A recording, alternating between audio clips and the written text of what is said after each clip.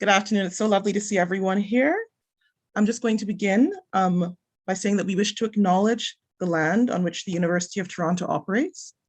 For thousands of years, it has been the traditional land of the Huron-Wendat, the Seneca, and the Mississaugas of the Credit.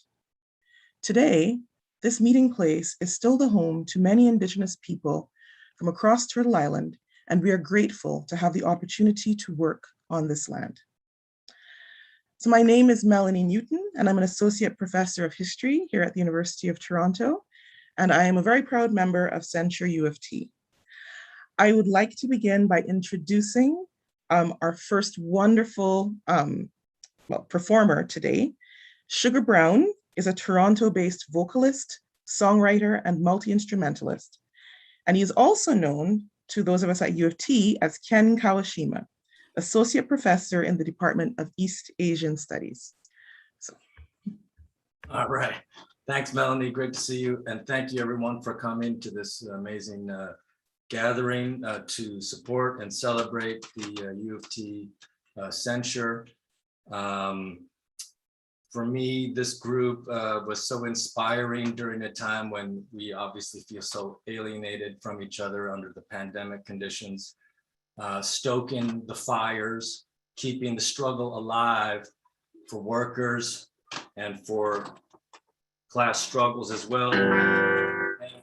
At the university, I think what I experienced with this was a certain solidarity and comradeship with our brothers and sisters over this institutional / extra institutional acts of aggression and creating points of refusal and non-acceptance, and finding a certain, I would call it a kind of communist pleasure in collective protest.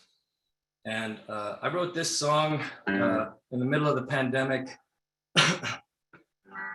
It pertains to what I would call a certain, I suppose, liberal white supremacist. But I wrote this song so that I would never have to think of this person's name in my head. I can just sing this song. It's called You Stay the Same.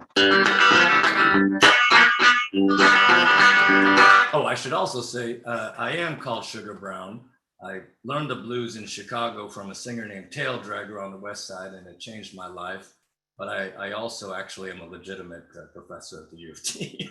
And I teach history of colonialism in modern Japan, and I just completed a theory of crisis by the great Marxist in Japan, Uno Kozo.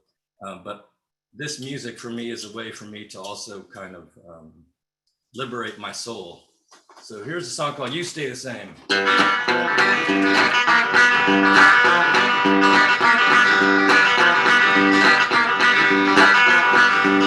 now some say you're good, say you just never bad. Some say you're happy, say you're looking sad, but I know, oh, I know your game. You're gonna make me change while you stay the same.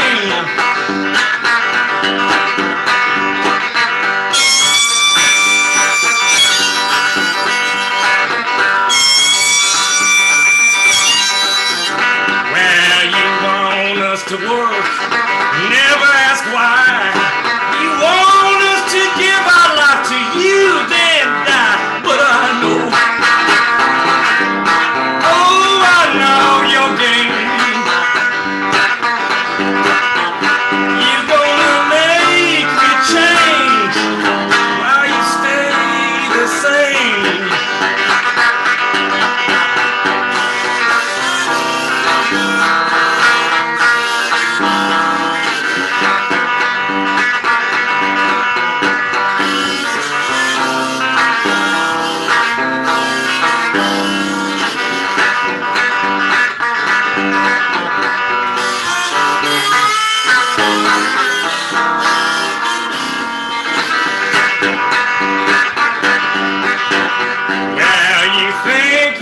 Savior, without you we would die.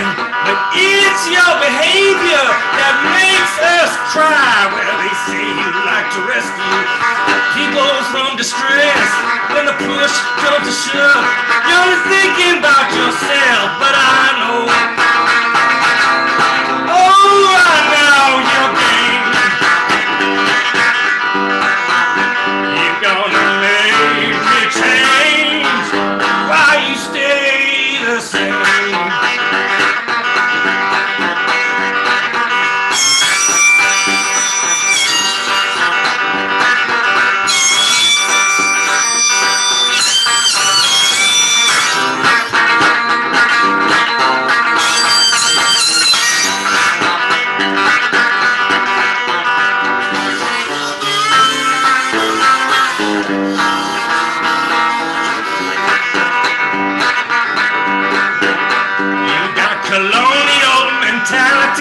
You separate by race. We're gonna unite and smash you. Ain't gonna leave a trace. 'Cause we know,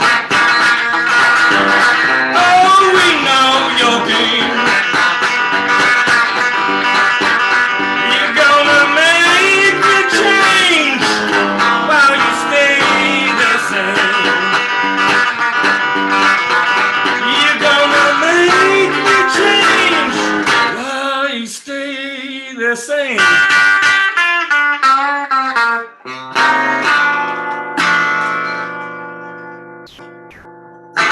Well, all right, thank you. Thank you so much, Sugar Brown, for that inspiring performance. My name is Mohammed Fadl, and I'm a professor of law at the University of Toronto Faculty of Law. And it's my job to introduce you briefly to the events that led us here today, along with my colleague Melanie, whom you've already met. And before I get started, though, I want to remind everybody that live transcription is available and enabled, so you can just click on the link to see the live transcript as the program proceeds.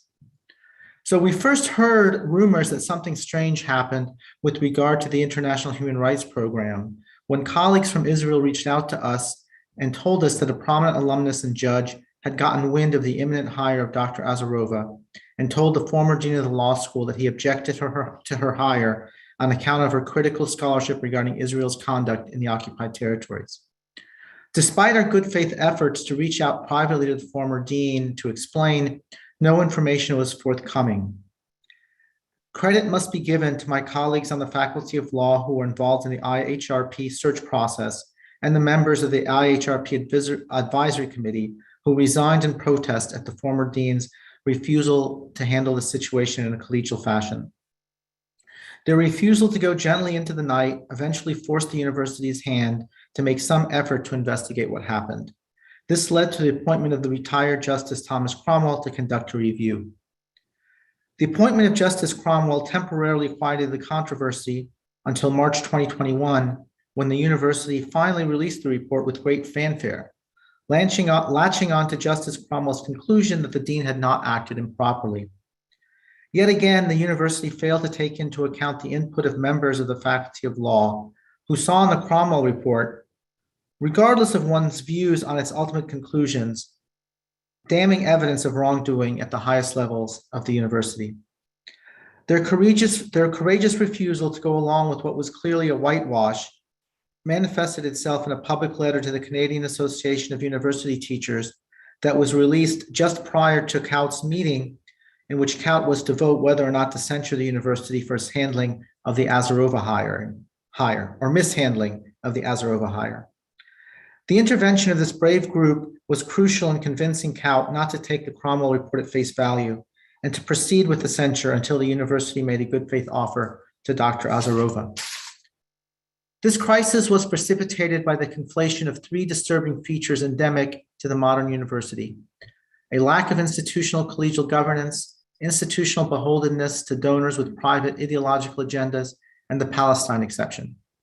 With respect to the latter, it is especially important to give a shout out to the leadership of Jewish faculty at the University of Toronto, who have played and are continuing to play a prominent role in resisting efforts to impose the IRA definition of anti-Semitism, the principal aim of which is to silence criticism on faculty members at the University of Toronto.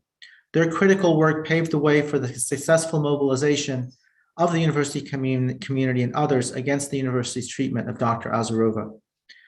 The decisions of my colleagues at the Faculty of Law and in the wider university to say no to the university's treatment of Dr. Azarova demonstrated their commitment to the highest ideals of the university. We wish to thank them today for their dogged determination to uphold these values in the face of great pressure to sweep everything under the rug. Melanie?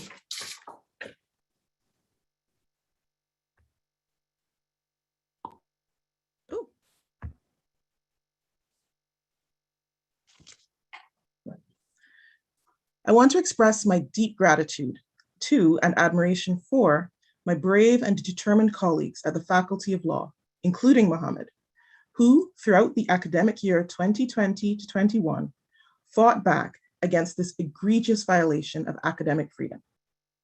On behalf of everyone who works and learns at this institution.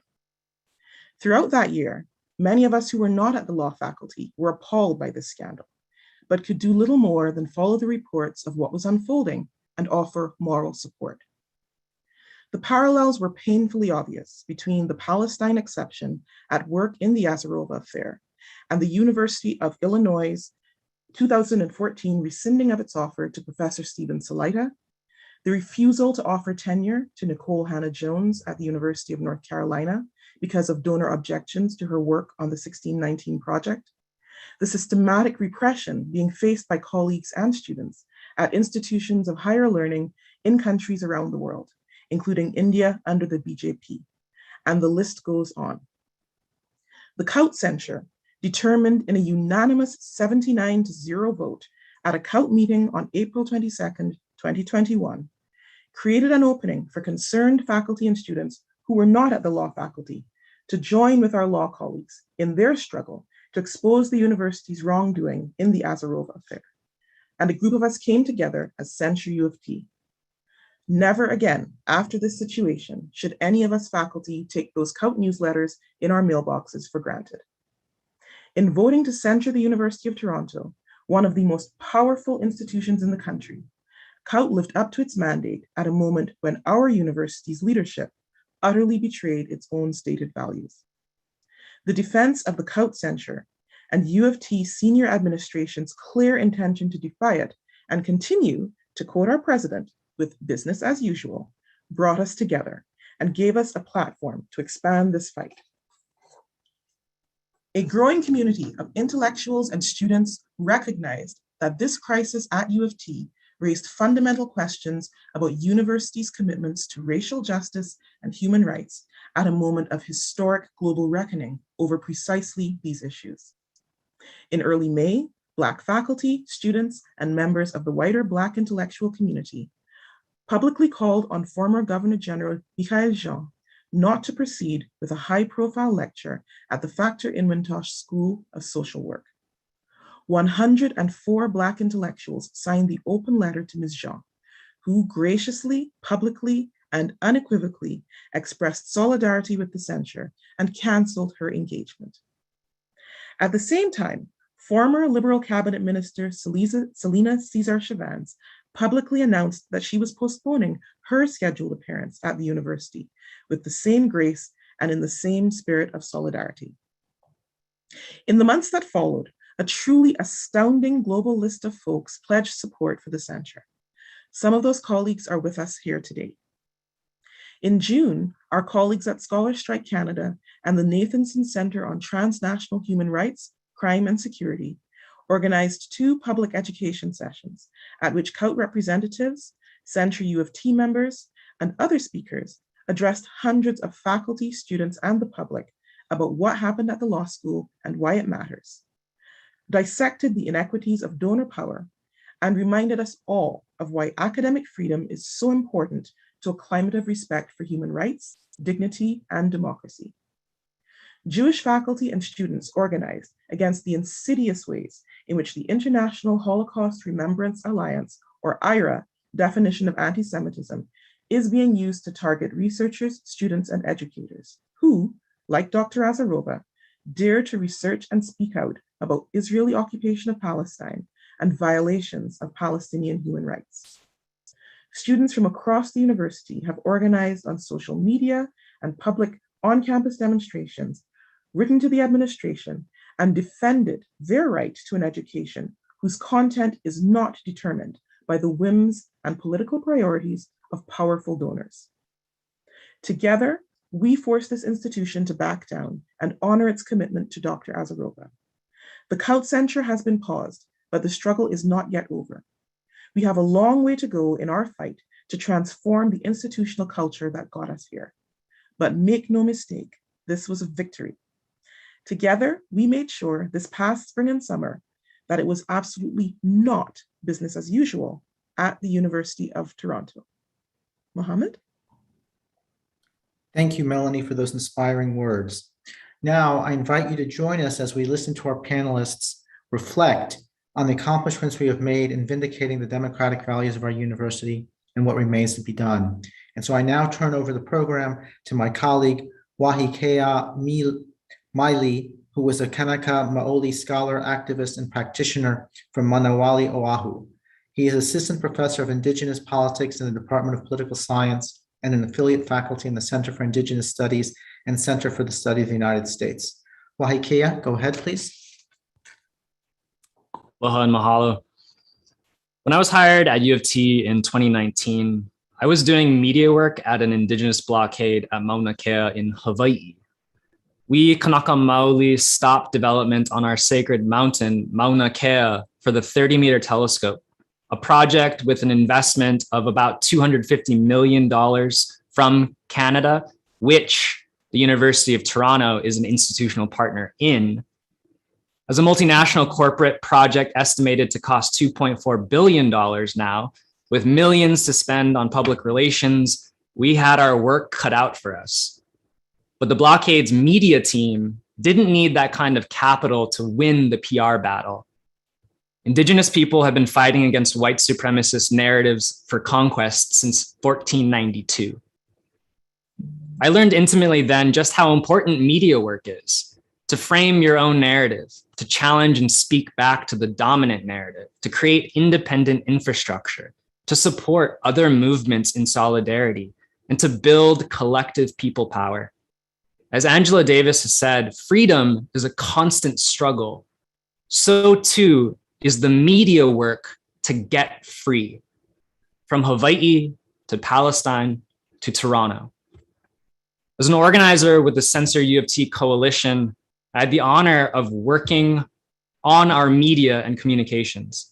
I spent hours and hours along with my dear comrade Deb Cowan designing and publishing social media content, including the profiles and statements made by the luminaries on this esteemed panel of censor supporters. I'd like to invite you to turn your cameras on now. Nahla Abdo, Nick Estes, Fred Moten, Ananya Roy, and David Robinson. A cherished moment of mine from the campaign is when I got word from Deb that the brilliant Lauren Berlant, who passed shortly after offering support, asked for their pledge profile to be styled like, quote unquote, the Moten design. The censor wasn't just a boycott, as some have attempted to pejoratively represent it. The censor was a beautiful affirmation of one another, like Valentina Azarova, and our bounded relations as truth tellers and freedom fighters. This afternoon, each panelist will have 5 minutes, just 5 minutes, to reflect on the censor and the struggle against violations of academic freedom, donor interference, and the Palestine exception. First, I'd like to introduce Nahla Abdo, a professor of anthropology and sociology at Carleton University. I'll pass the mic over to you.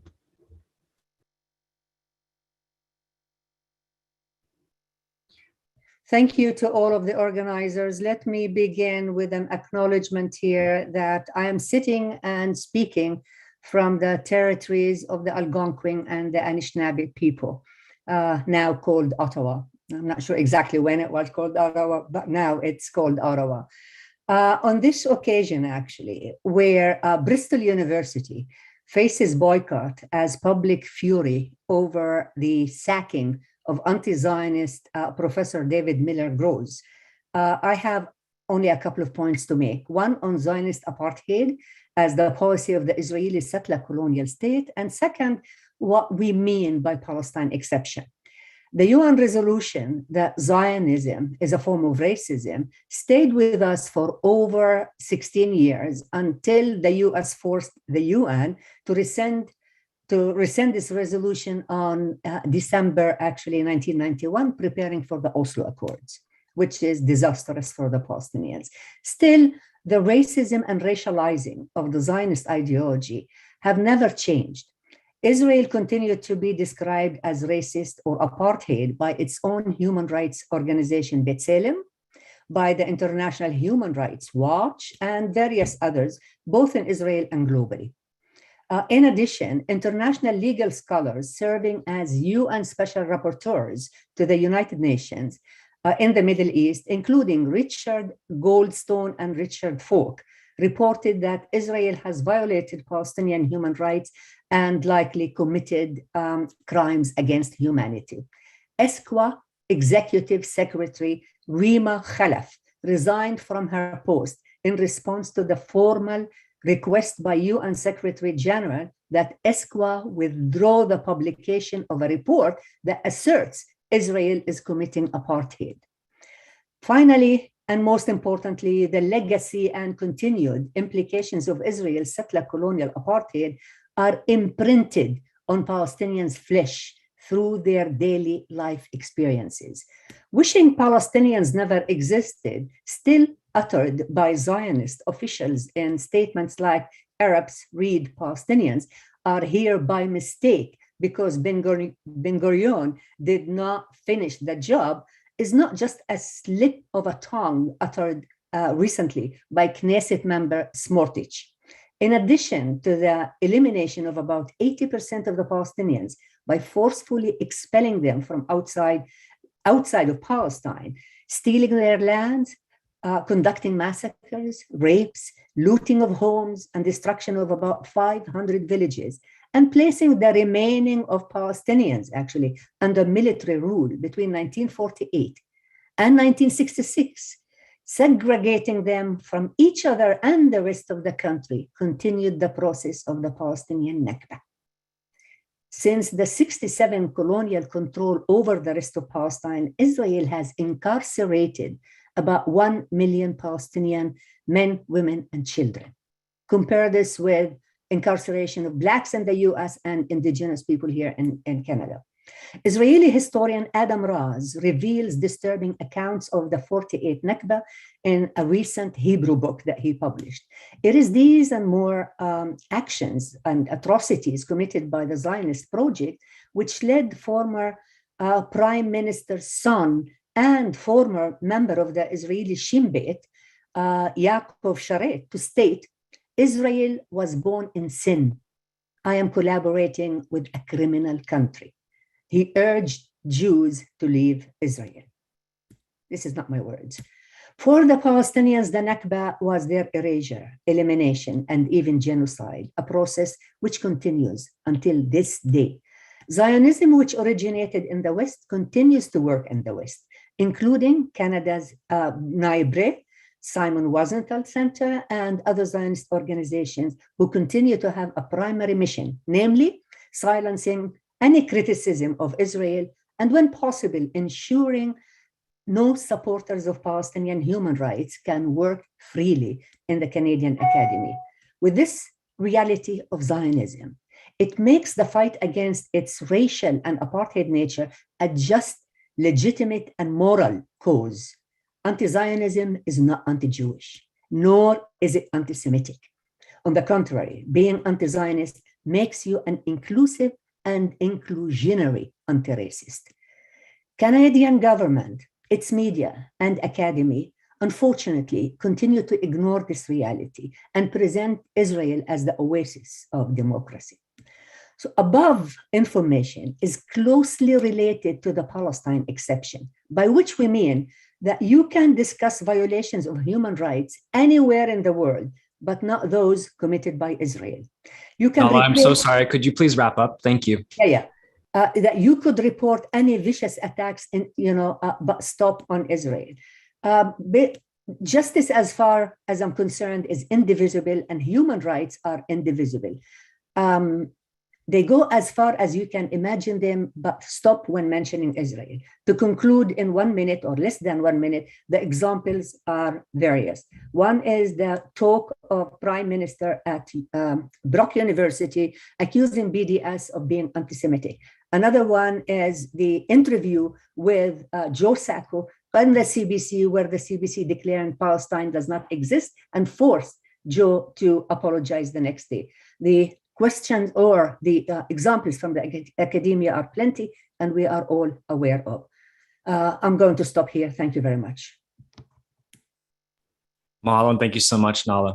Our next panelist is Nick Estes, a Lakota journalist and historian from the Lower Brule Sioux tribe. Nick, I'm going to pass the mic over to you. It's good to be here. I greet all my panelists and those who are listening with a warm heart and a handshake. It's great to be here today. They told me to prepare a rally speech, but I'm literally just speaking in an apartment room. So I'm imagining masses of people out there, but I want to maybe do something a little bit different and not think about anti-Zionist work as inclusive, but fundamentally exclusionary, because protests aren't spaces where everyone belongs, nor should they. Bosses don't join a picket line. They're not joining the Kellogg workers in the South. They're not joining, Amazon workers. Jeff Bezos is not joining Amazon workers as they're peeing in bottles because they're skipping bathroom breaks. CEOs don't chain themselves to pipelines. So why should we be surprised when powerful people and moneyed interests back white supremacist ethnostates? And I'm not talking just about Israel in this case. I'm also talking about Canada and the United States. But we have to ask ourselves, why is it easier and generally more acceptable, and what we're beginning to see more and more as corporate kind of sponsored race liberalism? Why is it easier, more acceptable for us to say Canada and the United States are white supremacist states, but not Israel? And I want to just do a basic 101 of what colonialism is. Fundamentally, colonialism is about the 3 Gs: God, gold, and glory. And we understand that colonizers come to bring their God, their governing ideology, to take the gold, right? And to maintain their presence on a land, they have to have some kind of form of glory. That's why we see the violent reactions against taking down colonizer statues in the United States, or fundamentally changing a federal holiday that celebrates a genocider like Christopher Columbus, being met with such vitriol and such violence and hatred against not just indigenous people, but every marginalized community. And it's because that's the soft underbelly, that's the weakest link for these colonial projects, because they're fundamentally built on genocide and destruction. And that's why we get such a violent, vitriolic, and hateful response from the Zionists in the United States and those who back the Zionist project. And that's the kind of response we're actually seeking in many ways, because they're fundamentally not part of the project and the world that we are trying to build. And the rest of the world agrees with us. We are not in the minority. We're in the vast majority of humanity. Just look at the last UN resolution last June, where only, if we think about how the United States unilaterally imposes sanctions on the rest of the world, and how it imposes genocidal sanctions specifically against Cuba, we can look at only the US and Israel as voting against this condemnation of the 60-year blockade on Cuba. We can also look at 2020, when 17 UN resolutions were filed against the state of Israel, which is nearly 3 times more than all the condemnations that came out of the United Nations, right? So why is it that these 3 rogue states, Canada, the United States, and Israel, are allying with each other, not only to repress other countries, but also to crush alternatives developing within the United States and Canada? I think, there's a lot to say about that, but I think fundamentally we can look at how the university systems become battlefields, right? We can look at how the integration of, in the United States, we have ALEC bills, which are the American Legislative Exchange Council, which are putting out stand your ground laws, which are also putting out anti-pipeline legislation that makes it a federal offense to even step foot on a construction site. And we're also seeing them doing voter suppression, specifically targeting Black communities. While they're seeing the intersections, they're also criminalizing BDS support and movements within places like Texas.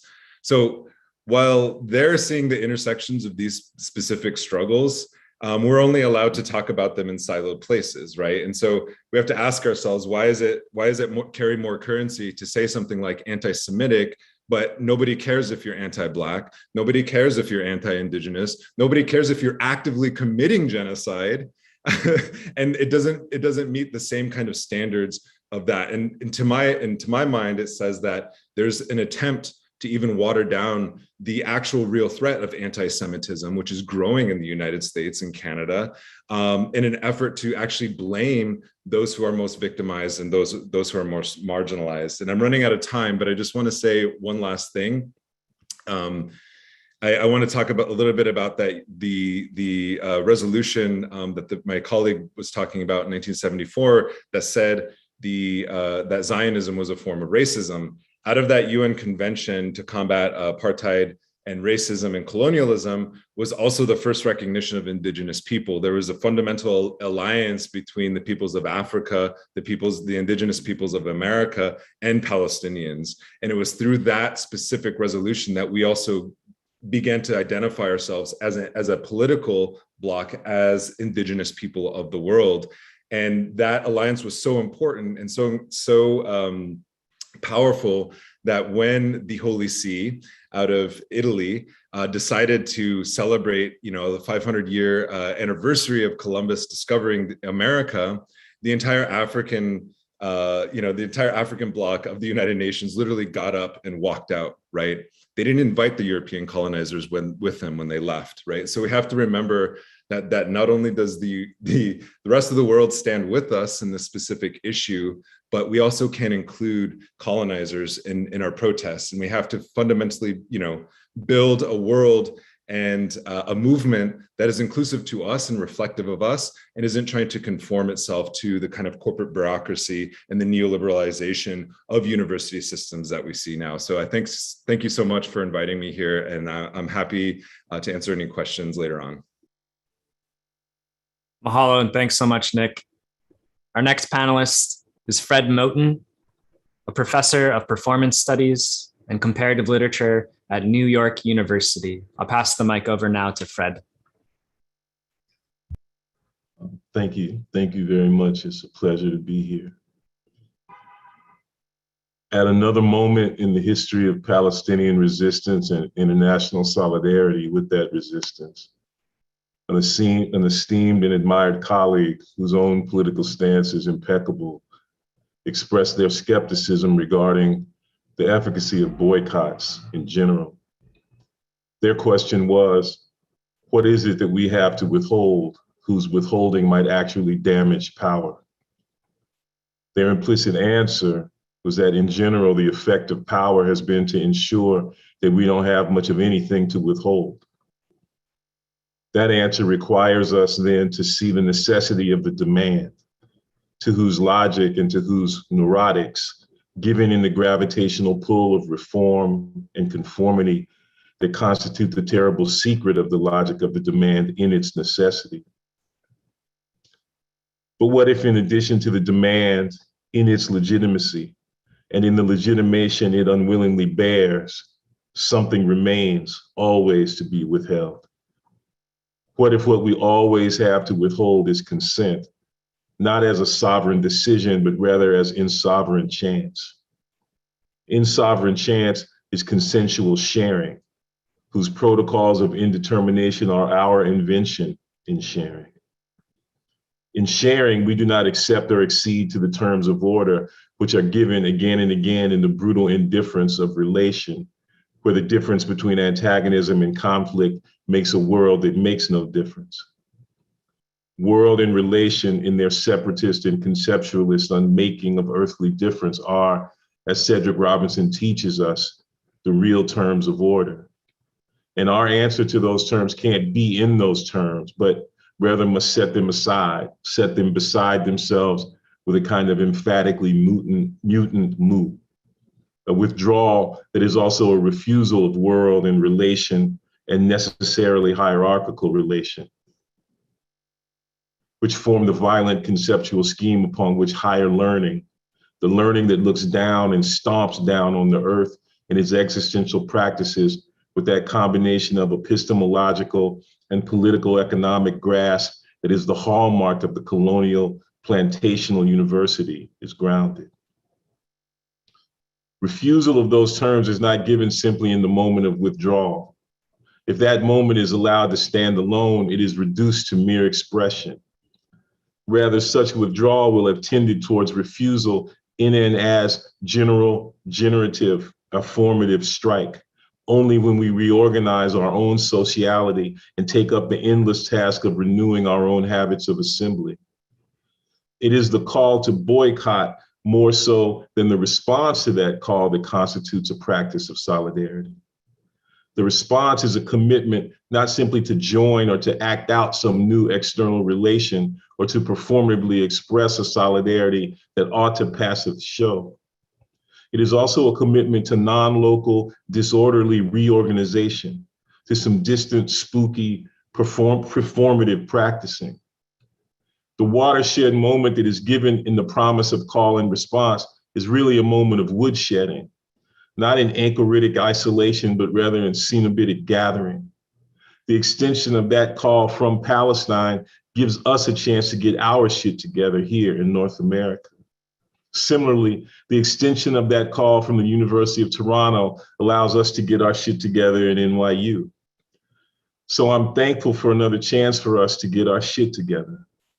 The chance is given in the extension of radical friendship that comes from Palestine through Valentina Azarova, to me specifically through Deborah Cowan and especially Elisa Trotz, whom I've never met in person, but with whom I am now in real friendship and correspondence. I am with them now in sharing and in the common wind of our different stories, which now we can share out again with other friends in the chance that is given to us in absolute social and physical improbability in Gaza and Guyana in 1948 and 1953 and 1980 and 1987, and again in this long and brutal present we resist with long and militant and loving presencing and grounding. None of this is meant to negate or forget the specificity of the wrong that was done and that will have continued to be done to Professor Azarova. It acknowledges that wrong as it stands within the history of the Palestinian exception and its prehistory, which is Palestinian refusal. Their cry against exception and their call to refuse became Professor Azarova's in the fullness of her expression and practice of solidarity. Now it is ours to share, and that is the victory at which now we rendezvous so we can, as we must, do everything differently from now on.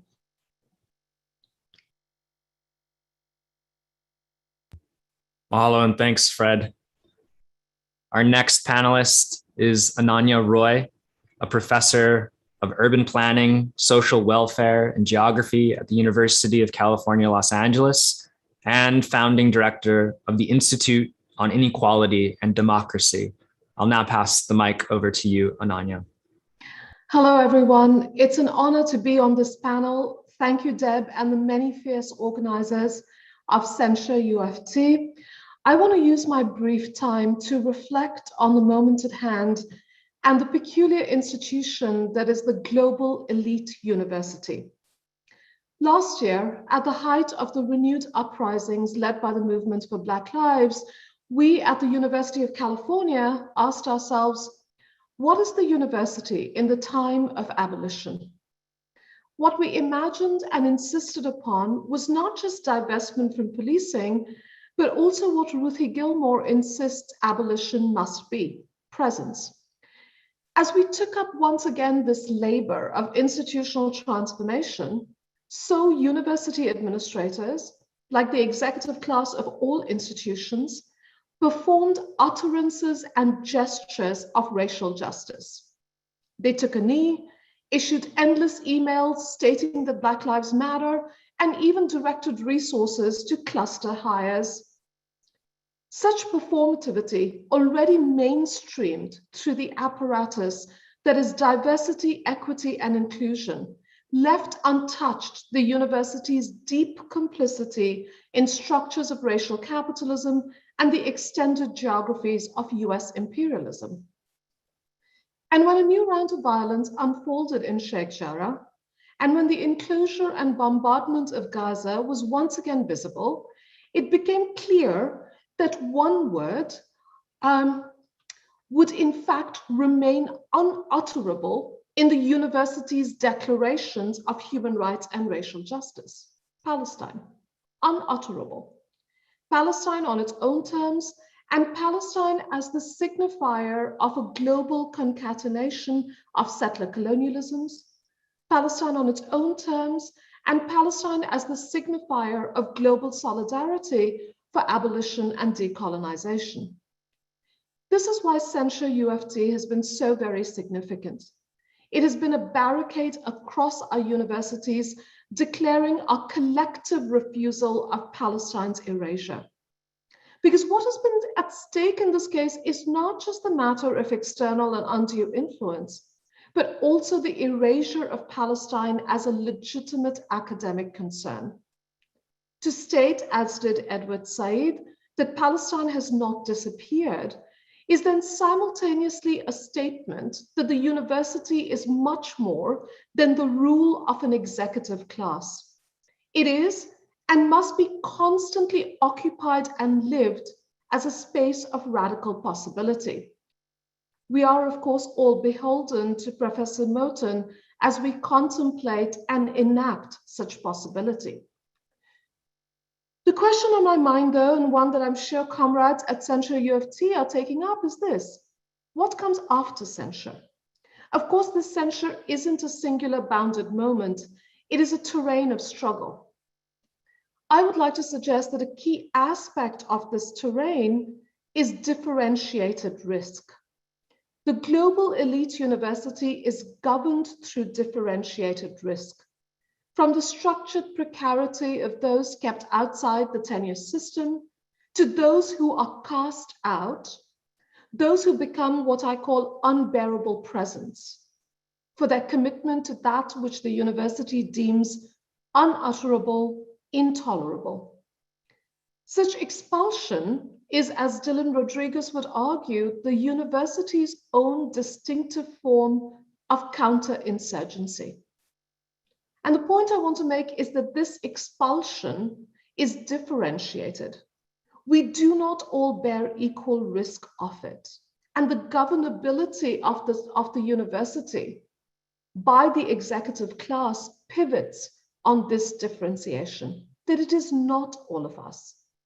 This censure and what comes after it allows us to consider what a politics of solidarity might entail in the face of such differentiation, in the ongoing time of counterinsurgency.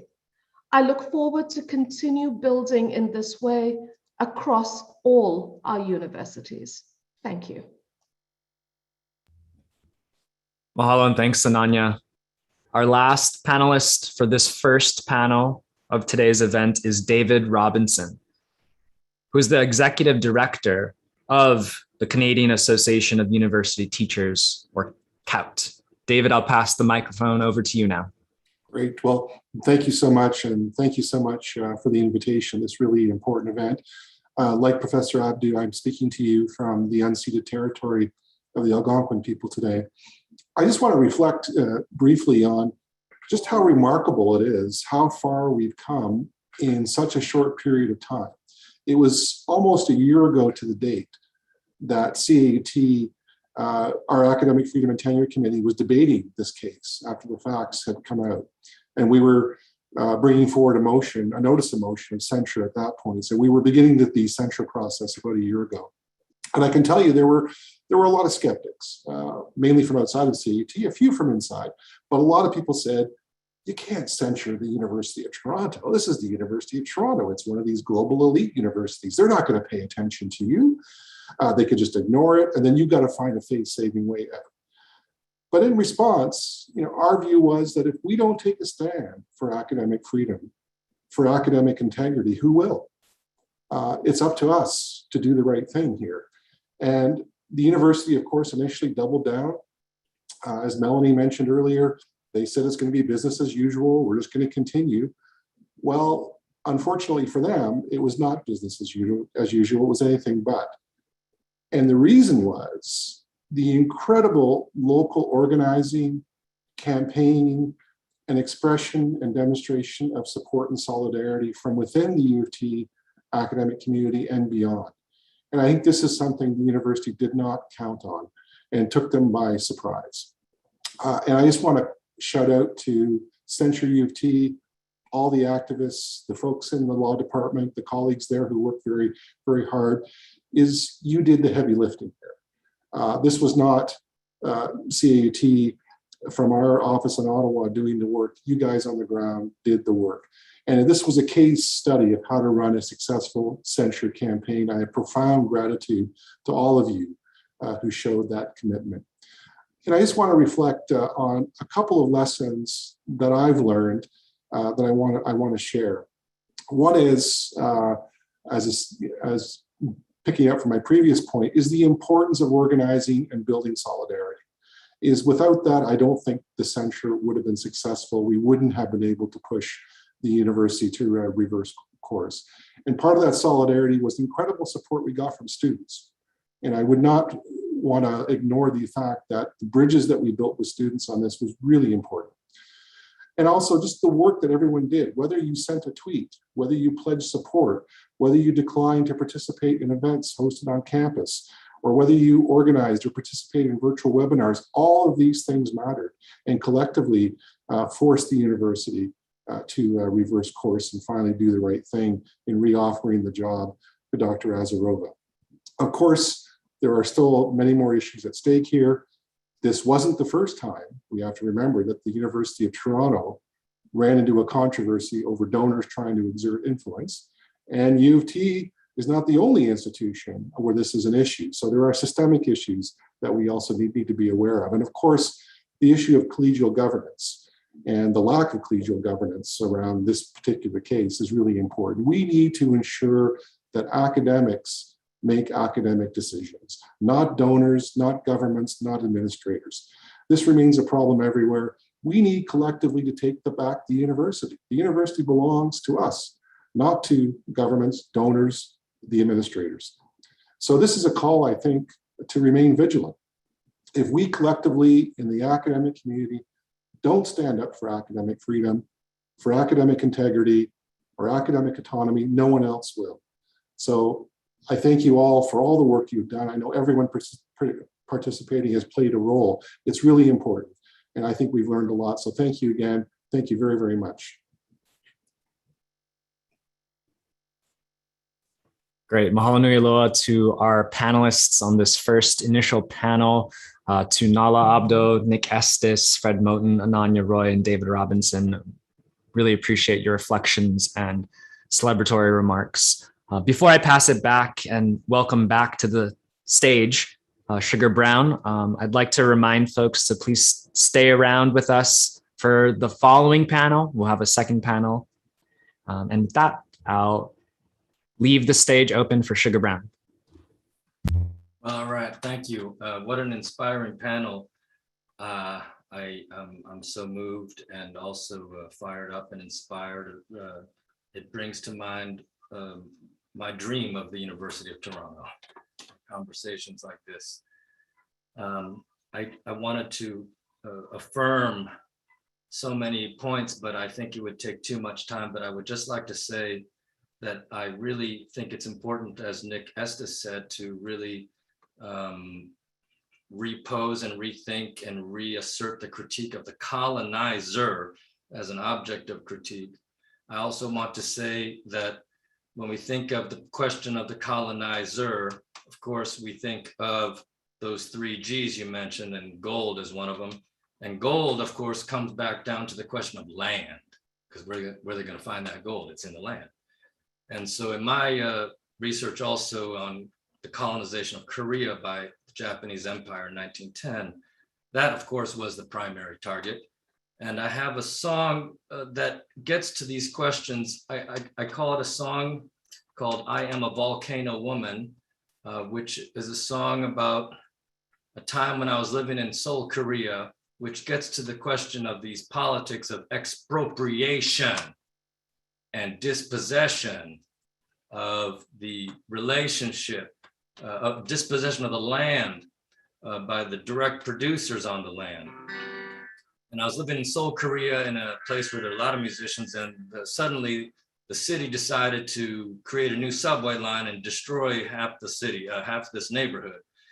And in the struggle against this, what I call urban expropriation, there was a single grandmother woman, Mrs. Pak, and she owned a house that was demolished. And she owned a barbershop that was literally the last stand on this hill against the destruction of this neighborhood to build a subway line. And she painted on her facade of the building a giant mural of a volcano emerging out of the ground. And out of the volcano emerged this woman, or a woman, outstretched arms, and breaking these chains in each hand, and each hand, she was strangling basically the president of Korea, I think, and the mayor of Seoul. And this song came to me within this triangle of what I call land, body, language, and voice. And it's in the center of land, body, and language. It's called I Am a Volcano Woman.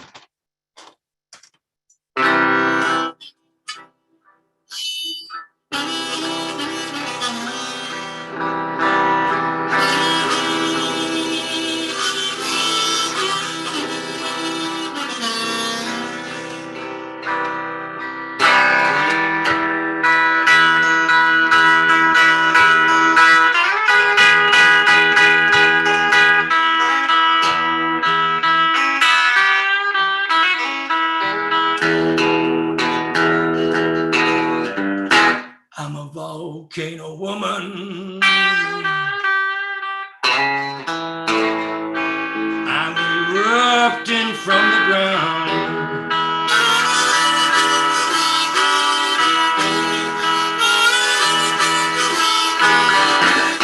I'm a volcano woman.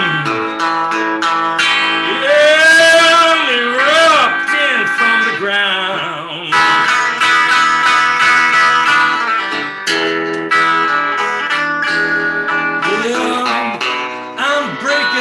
Chains, you ain't gonna push me around.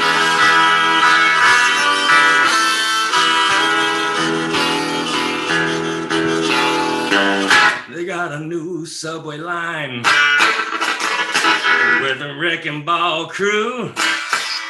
They demolishing my home and my barber shop too. Now all the tile rooftop, just dust on the ground. Not even time to send to the lost and found. Volcano woman, I'm erupting from the ground.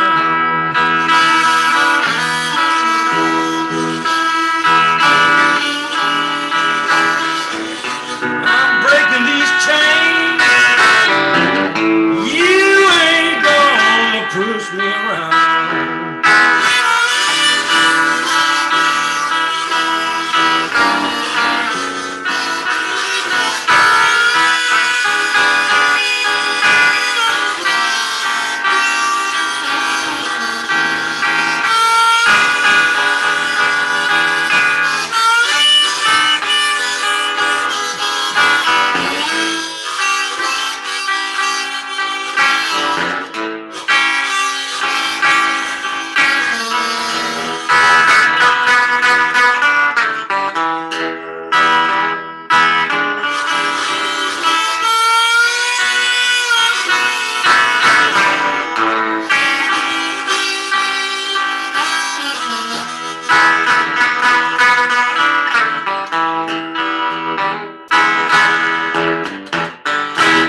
I come from this earth, deeper than this construction site. Lava flows in my blood.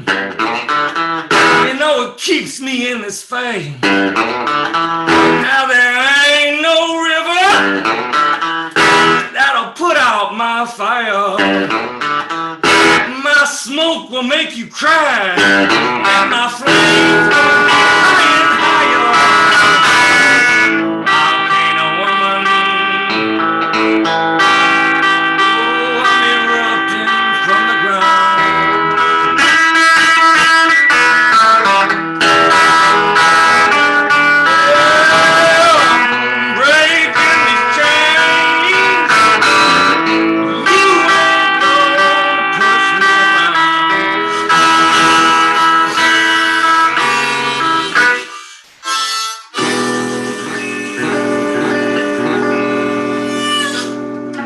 Sugar Brown, thank you so much, Sugar Brown.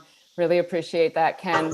Welcome back, and thank you all for joining us online. There's a nice big crowd with us today.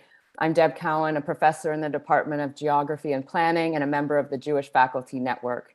I have the great pleasure and honor of chairing this second panel.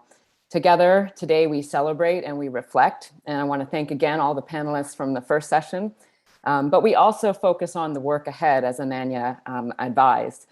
We have an extraordinary group of speakers now for you from within U of T, within the University of Toronto, who will speak to the key issues that the scandal diagnosed, but which the censure cannot or has not fully addressed. We'll hear about moving beyond the Palestine exception on our campus and beyond. We'll hear about donor power, collegial governance, Jewish faculty organizing, and the future of the International Human Rights Program, where this all began. So please join me first in welcoming Anver Eamon, Professor of Law and History and Canada Research Chair in Islamic Law and History. Anver is also the Director of the Institute of Islamic Studies. Thank you, Anver, for being with us. Thank you very much. I wanted to share a few remarks about a project that we've started here at the University of Toronto with a number of colleagues called Hearing Palestine. Hearing Palestine is a project that takes shape on the basis of a few premises. Number one, there is a Palestine exception to academic freedom in Canada and North America. This is attested, of course, by numerous cases, Stephen Salaita, the one that happened here, as well as a more recent case at UNC that's now in the news. Number two, many in academia, including those with the protections of tenure, do censor themselves when talking about Palestine. And number three, Palestine is more than a conflict. It's a people, a country, and a metaphor that in the aggregate allow for robust academical and theoretical inquiry about the structural limits on human freedom and aspiration, but only if we choose to speak about it. Hearing Palestine is an initiative of colleagues from across the 3 U of T campuses, Scarborough, St. George, and Mississauga, whose academic specialization focuses on Israel, Palestine, and the dynamics of settler colonialism. It began as a series of events featuring alumni of the U of T who identify as Palestinians and who talked to our community of scholars and students and the broader community about the challenges of speaking about Palestine at the U of T when they were students. My esteemed colleagues, Alejandro Paz and Jens Hansen, can provide and continue to provide academic leadership to the project with a steering committee of colleagues Rebecca Comey, Muhammad Ali, and Chandni Desai. These colleagues represent an academically diverse set of approaches to the study of Palestine. In their disciplinary difference, they show us all the utter violence that the Palestine exception has done to the creation of a decolonial curriculum of teaching and research. Institutionally, the project benefits from support from the Department of History, Near and Middle East Civilizations, Religious Studies, the Center for the Study of the US, and the Institute of Islamic Studies. In short, it's a cross U of T project built from the ground up on the foundations of academic excellence and academic freedom. As we have built it up, we remain fully aware that unlike most academic programs in universities, this one, Hearing Palestine, is and will continue to be subject to various forms of surveillance and opposition, both from outside the U of T as well as from within. Hearing Palestine has a vibrant year of activity planned, and it's my hope that you'll join us in all of it. This year, the team opened the program with a poignant book talk by Rashid Khalidi on his latest work, The 100 Years' War on Palestine. It is featured speakers addressing the human rights violations in the military justice system that acts upon the bodies of Palestinians. And soon we'll be hosting our first manuscript workshop, featuring the work of an exciting and innovative scholar here at U of T, Dr. Wafa Hassan from the Women and Gender Studies Institute. As we grow this project, we fully appreciate the systemic anti-Palestinian racism that makes this project both necessary and also vulnerable. We know that this project takes shape in a systemic climate of anti-Palestinian racism by the state. We see this in federal and provincial policies that stymie legitimate critique. More perniciously, and particularly relevant to our largely racialized Palestinian and Arab communities, anti-Palestinian racism securitizes any and all charitable giving to those suffering in Gaza and West Bank as somehow threats to national security. Moving forward, Hearing Palestine's team knows that to speak Palestine, despite the Palestine exception, will mean supporting young scholars writing about Palestine and mentoring them as they attempt to publish their research and teach their courses. Going forward, the team is planning to secure funding to host multi-year residential postdoctoral fellows who can spend time honing their manuscripts, team teaching courses, as they inevitably will need to create innovative pedagogies for teaching content that makes students, staff, and faculty, frankly, uncomfortable. As much as this crisis at the law school has been disheartening and troubling, it's also offered us a chance to make that proverbial lemonade where the lemons of uncollegial governance abound.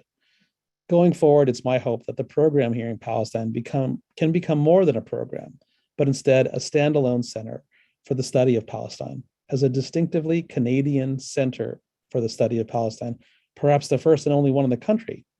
Such a center could host dynamic conversations on the local and global histories of settler colonialism and the possibilities of freedom. And perhaps then we might find ways to heal the wounds that still exist, the wounds that make the continued work of Censure U Toronto more imperative than before. Thank you for having me. Thanks so much, Anver. We're so excited about this work. Next, I'd like to invite Lena Lachine, who is a graduating student from the Munk School of Global Affairs and Public Policy with a degree from the Trudeau Center for Peace, Conflict, and Justice Studies. She's held positions on academic journals, course unions, mentorship programs, conferences, research committees, and internships with various U of T partner organizations, and she's been an incredible part of the Censure effort. Over to you, Lena.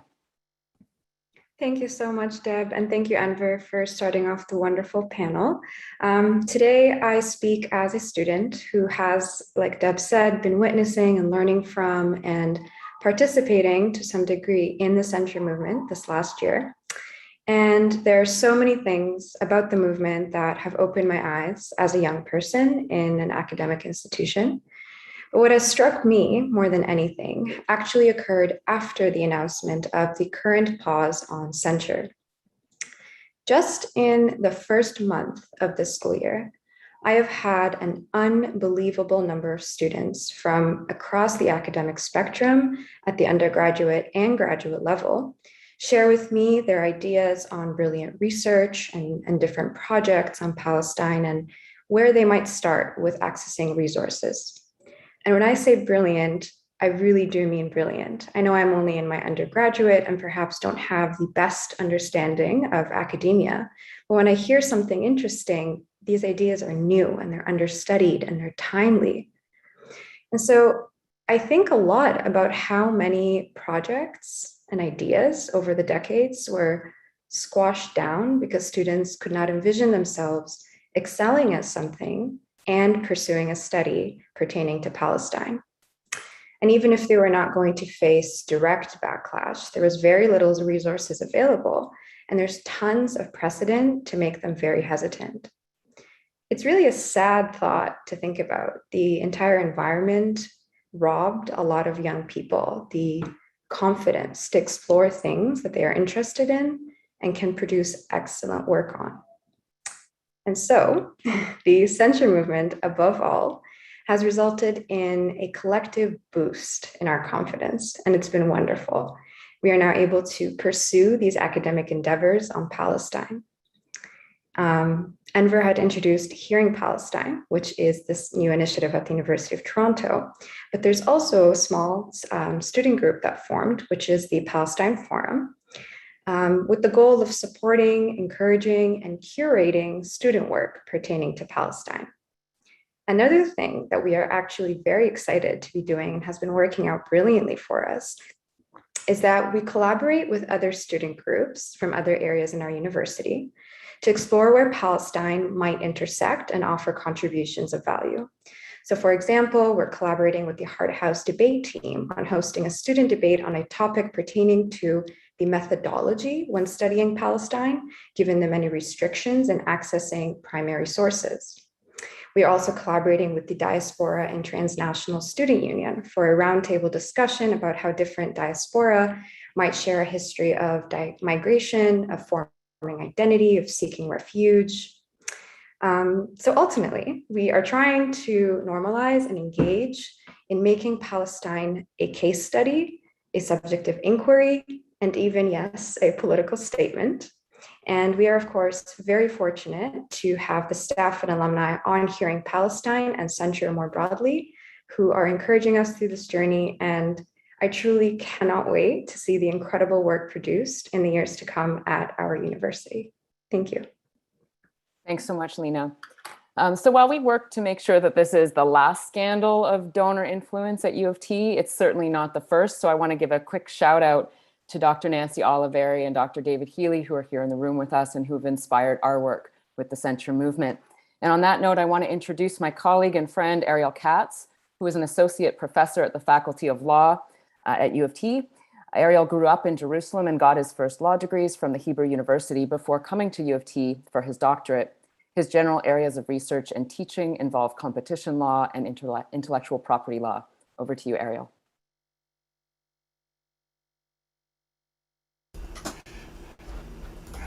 Thank you, Deb, and thanks everyone who's here. So I would like to say a few words on the issue of donor power and the university's response to it. Now, nobody should be surprised that donors attempt to interfere in university decisions. Of course they do. What is surprising, however, is how ineffective the university's immune system has been in this particular case. And what is even more troubling is the university's unwillingness to acknowledge that failure. But it can hardly be denied that we have a donor power problem, because even if you believe the former law dean that external influence played no role in his decision not to hire Dr. Azarova, the following facts cannot be denied. It cannot be denied that there was an effort by an organized lobby group to intercept Dr. Azarova's appointment, and it can't be denied that there was an effort that effort was carried out by a donor who is also a sitting judge, no less. And it can't be denied that instead of resisting it, university administrators assisted it, and that senior administrators who became aware in real time of what's going on, including the provost and the VPHR, did nothing to stop it and said nothing to denounce it. Yet so far, even though these basic facts were well documented by Mr. Cromwell, the university hasn't even been willing or capable of acknowledging them in any of its communications.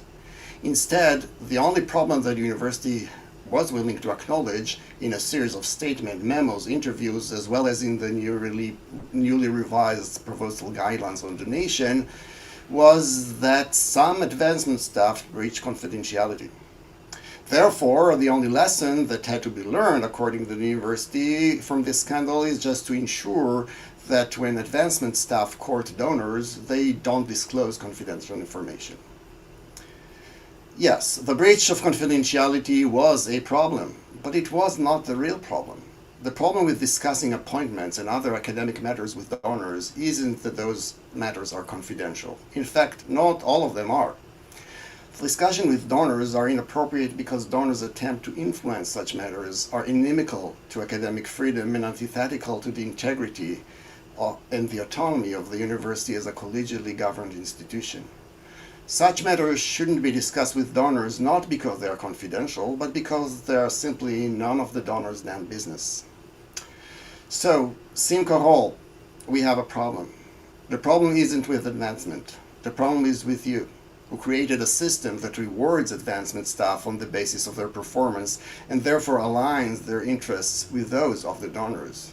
And the problem is with a provost who heard from the dean of law, former dean, that a donor's politically motivated objections were indeed a complicating factor in his decision. But then, instead of being alarmed by that affront on the core values of the university and its academic mission, that provost simply washed her hands off, told the dean that it was an HR matter, and sent him to talk to the VPHR. And the problem was with the same VPHR didn't seem to see the problem either, and with the president who read all of those findings but still insists that the only problem was breach of confidentiality by advancement staff. But it seems the problem runs deeper than merely unwillingness to acknowledge the problem or with deflecting the blame to advancement. The problem is that our senior administrators operate within a culture and belief system that produces mindsets that simply assume the problem of donor power away.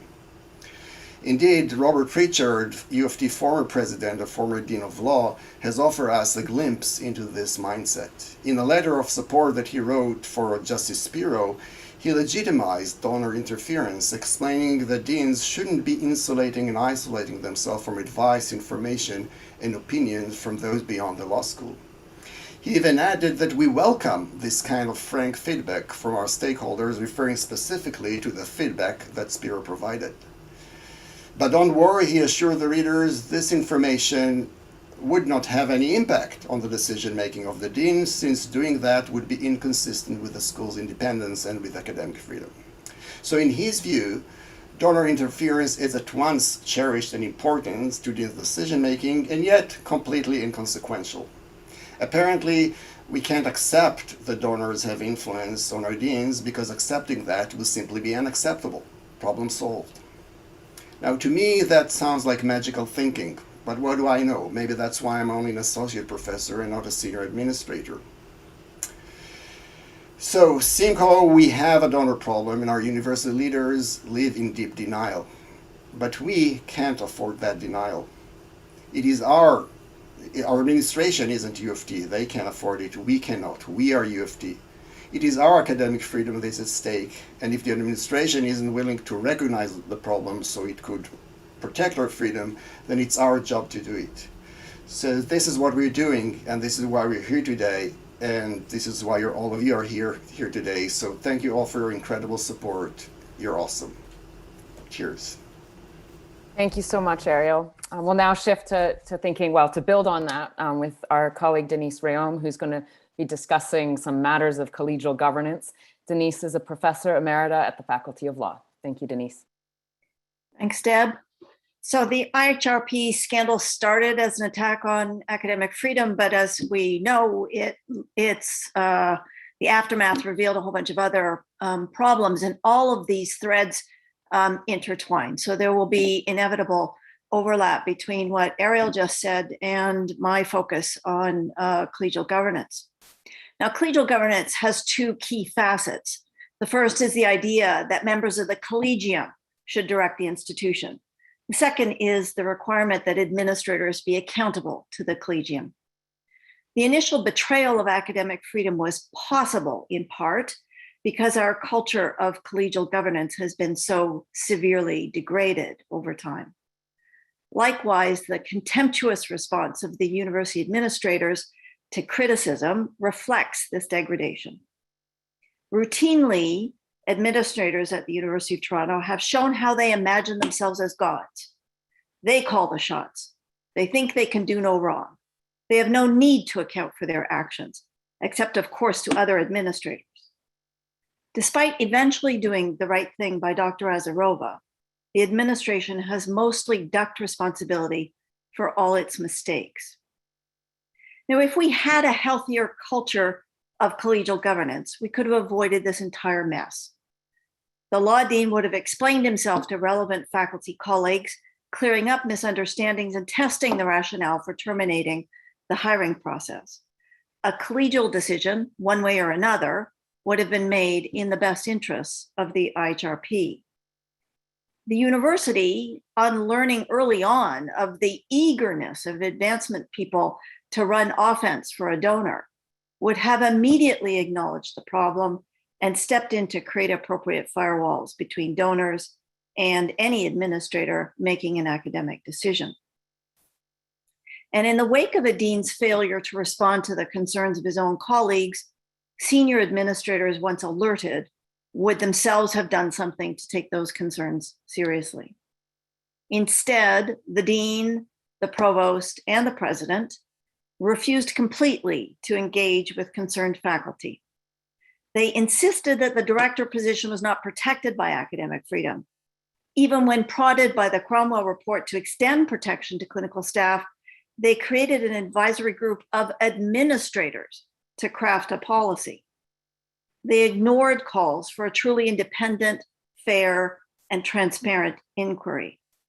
At every stage, they stalled and stalled and stalled, pretending nothing had happened, hoping the controversy would lose steam. They have acted unilaterally throughout this struggle and continue even after many ugly revelations to decide unilaterally what needs to be fixed, who to consult, what changes to make. They are gods, after all. This contempt for collegial governance has been decades in the making, but we, especially tenured faculty, have often acquiesced in our powerlessness. If we had a healthier culture of collegial governance, law faculty members would have insisted en masse on a full and proper airing of the IHRP hiring issue. Instead, most of my colleagues at the law school ducked for cover. I speak of the law school because I know it best, but my colleagues' behavior is unfortunately typical when these sorts of things blow up. Some, I'm sure, told themselves their upcoming conference presentation or manuscript revisions were more important. Some were silenced by bullying or fear of being branded part of a disloyal and disgruntled minority. Some rallied behind the dean because worse than almost any misstep of a dean is airing our dirty laundry in public. They may have wanted to avoid reputational damage to the university, but their passivity guaranteed that very result.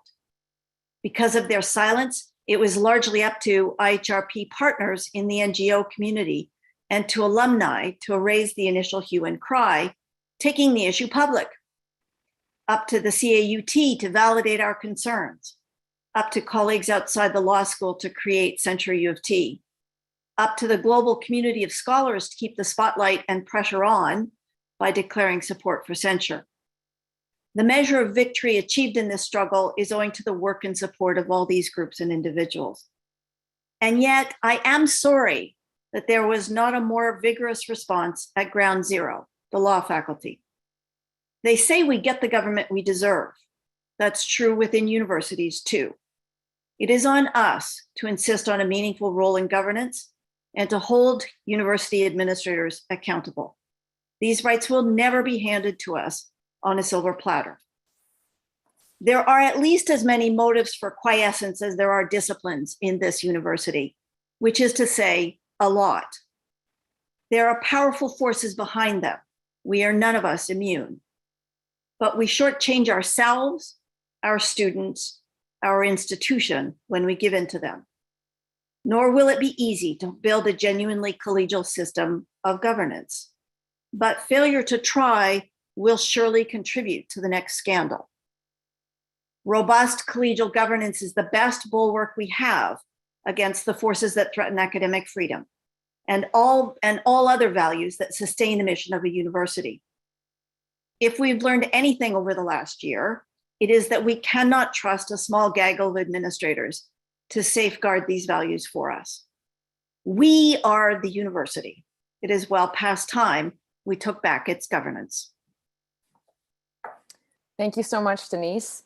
I'd now like to welcome Professor Abigail Bakken, who is in the Department of Social Justice Education at OISE and cross-appointed in the Department of Political Science and an affiliate of the Ann Tannenbaum Center for Jewish Studies.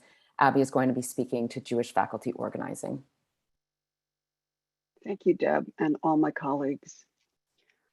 On May 17th, the group of Jewish professors at the University of Toronto wrote the following. We write as Jewish faculty members at the University of Toronto to express our support for the Canadian Association of University Teachers' unprecedented censure of our institution. We oppose the suppression of scholarship on Palestinian rights implied in the current crisis at the Faculty of Law and the ways that the interests of the so-called Jewish community have been invoked to achieve the breach of academic freedom at the heart of the current scandal, not in our name. So looking back, this was really a turning point on multiple levels. For a group of Jewish faculty at U of T across 3 campuses and many disciplines, and with diverse and multiple identities, to be able to find each other and find a common voice in solidarity only weeks after the censure was imposed marked for many of us a transformational moment. At the time, we wanted to dissociate ourselves from the harsh narrative stated in the Cromwell report that investigated the scandal in the Faculty of Law, which indicated that the initial intervention to halt the offer to the incoming director of the International Human Rights Program was somehow to protect, quote unquote, the Jewish community. This finding was stated explicitly, without challenge regarding its meaning or legitimacy, in a report that was accepted and celebrated by the U of T administration. So how did we find each other to write our statement? In the months before posting in support of censure, some of us had signed another public statement. And this one was from Jewish faculty across Canadian universities and colleges, indicating our opposition to the adoption of the International Holocaust Remembrance Alliance working definition of anti-Semitism on our campuses, a definition linked with multiple examples that equate anti-Semitism with various forms of criticism of the State of Israel. In that statement, over 100, now 170, Jewish faculty in Canada stated that the IHRA working definition distracts from experiences of anti-Jewish racism and threatens to silence legitimate criticisms of Israel's grave violation of international law and denial of Palestinian human and political rights. Over the period of the censure, many of us have continued to find an emerging and really beautiful community with a shared effort to reframe conversations about Jewish life, Judaism, and anti-Semitism on our university and beyond. While the censure may be coming to an end, and it's fantastic that it's ending with a victory in our collective story and history, for many of us, really, we're just beginning. As we stated back in May, the Jewish community at U of T is proudly diverse. We have wide-ranging views on Jewish history, diaspora, and thought, and so too on the State of Israel. Accountable processes that protect academic freedom and integrity are crucial to supporting such diversity. There's no doubt that anti-Semitism is real in the history of U of T, in Canada, and internationally today. There's a tremendous amount of pain and trauma that we all carry, and anti-Jewish racism is divisive and dangerous. I'll speak personally. Both my late parents were born and raised in New York City, the children of Polish and Russian emigres who fled violent anti-Semitic pogroms. All our relatives who were unable to leave remain unaccounted for, and we presume to have died in the Holocaust. And it's not only about distant history. On October 27th, 2018, at the Tree of Life Synagogue in Pittsburgh, an armed man shot and killed 11 and injured 6 in a violent anti-Semitic attack. Many of my family live in Pennsylvania. But the claimed assertions related to the law school scandal that aim to appropriate our pain have nothing to do with fighting anti-Semitism. Our enemies are not our colleagues in the law school, or all those who've stood up for academic freedom, including freedom from external donors, collegial governments, and to challenge the Palestine exception. In fact, the opposite. This emerging movement of solidarity is our promise for a new and brighter future. We need to care for these relationships and know that our solidarity is powerful as a force for change. The movement that fought back to ensure Palestinian rights are human rights, supported so beautifully and courageously by COUT and this exceptional international outpour of world-class scholar activists, signals the pursuit of knowledge, a commitment to truth and integrity and shared community that stand in the best traditions of what university life can and should be.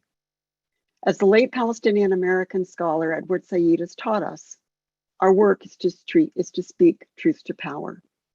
Thank you. Shalom. Thanks so much, Abby.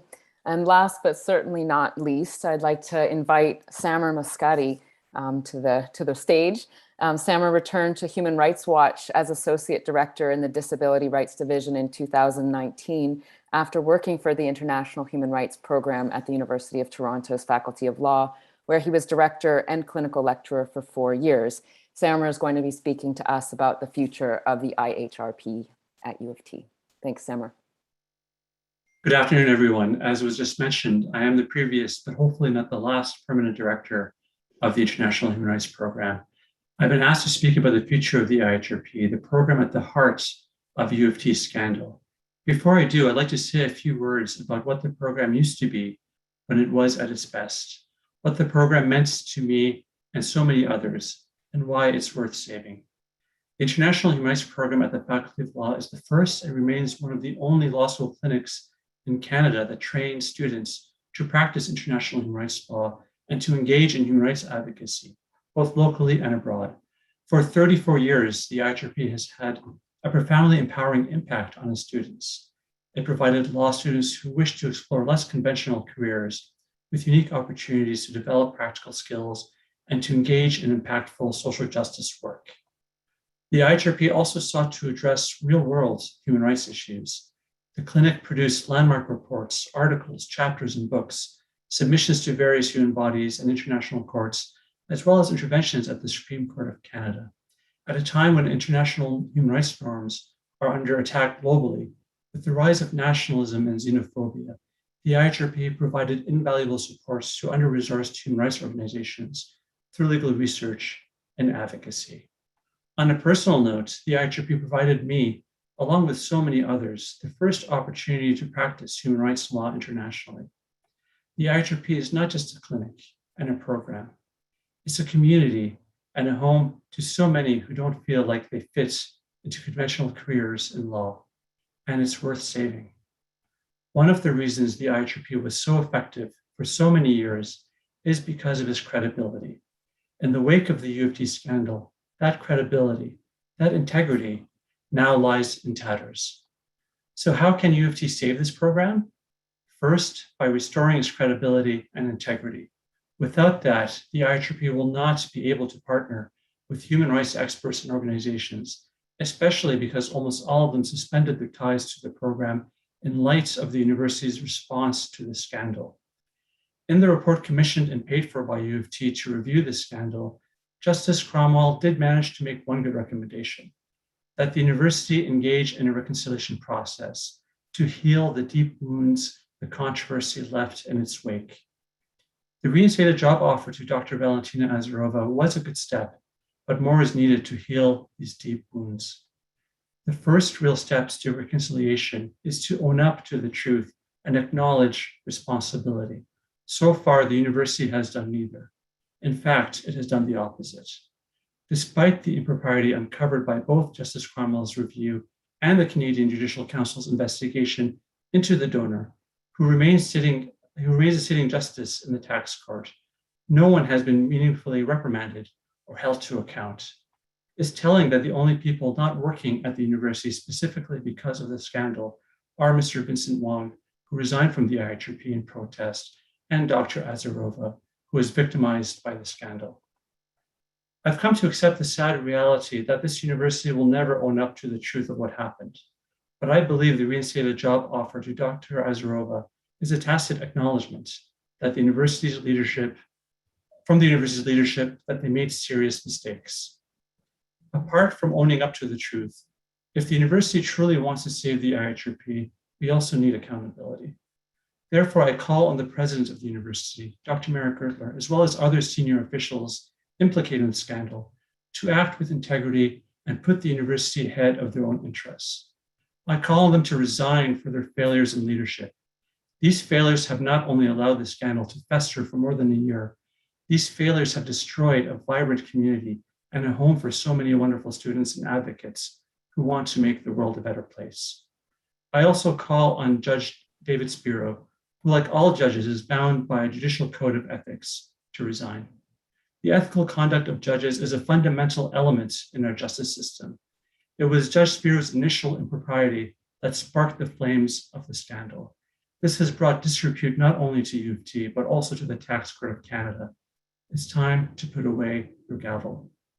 I'll end with this. Although the censure has been paused, the stain on the university's reputation will linger until the U of T sincerely and meaningfully addresses the scandal. The IEEE community is worth saving. Thank you. Wow, thank you, Samer. On that appropriately fiery note, I'd like to thank Samer and all the panel 2 panelists, and I'd like to invite Melanie and Mohammed back to the stage, and everyone is also invited to turn their cameras on.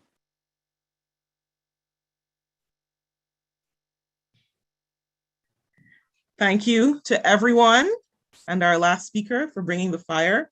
And at this point, we're all turning our cameras on. These are some of the thousands of people who have fought back against the Palestine exception in the Azarova affair and in far too many other instances, who stood up for academic freedom and who will continue to stand in solidarity with educators everywhere, who believe that the respect for human rights is at the heart of a good education. This is what courage looks like. This is what ethical scholarship looks like. To our university administration, this is what real leadership looks like. Courageous, ethical leadership is what the world needs from its institutions of higher learning right here and right now.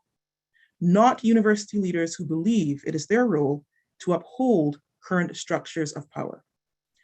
To our administrators, the choice is yours still to decide what kind of leaders you would like to be.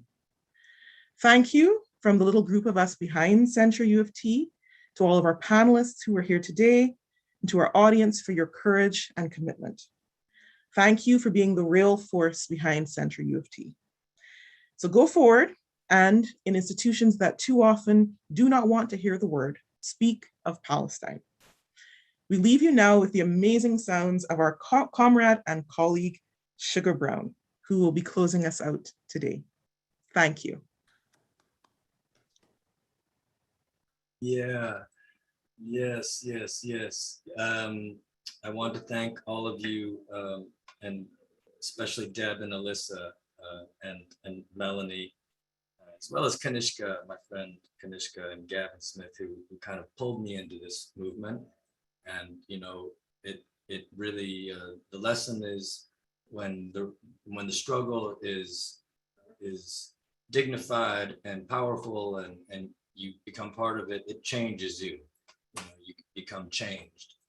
And I think that's the lesson I'm learning when we think about the university and its governance or governmentality.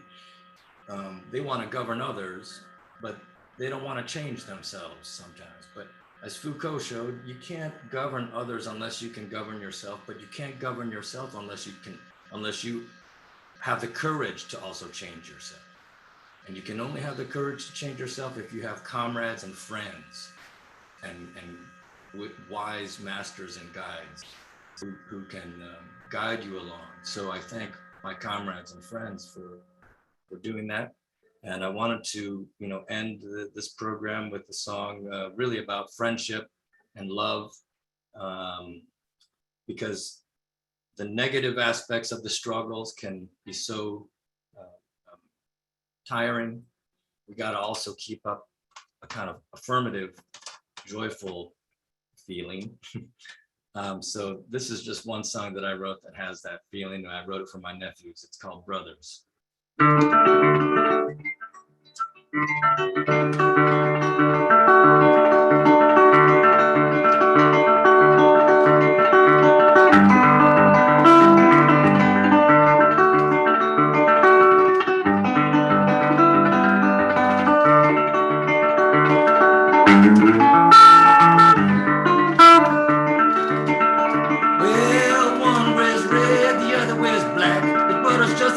It's a natural fact, they're gonna be alright. They're gonna be alright. Well, be kind to your brother, man, you're gonna be alright. Well, your brother ain't the same as you. He's so different, yes, it's true. You're gonna be alright. You're gonna be alright. Well, be kind to your brother, man, you're gonna be alright. Well,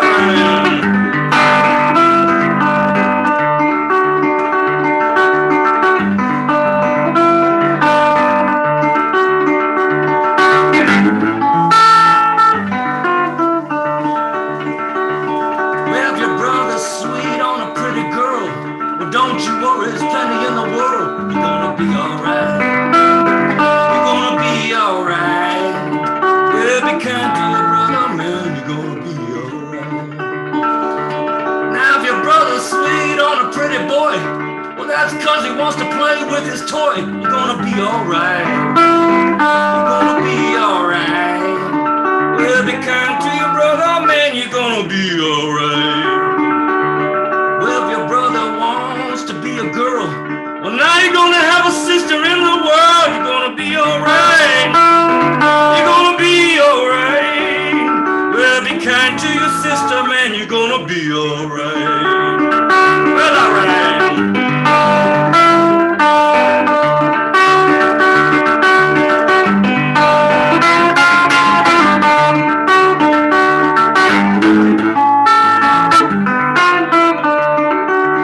Yeah, your brother ain't the same as you. He's so different, yeah, it's true. You're gonna be alright. You're gonna be alright. Well, be kind to your brother, man. You're gonna be alright.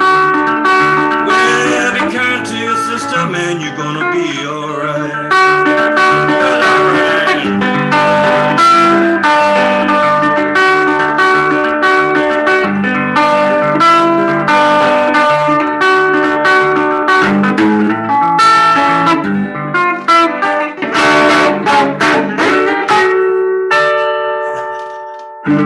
Thanks, everyone.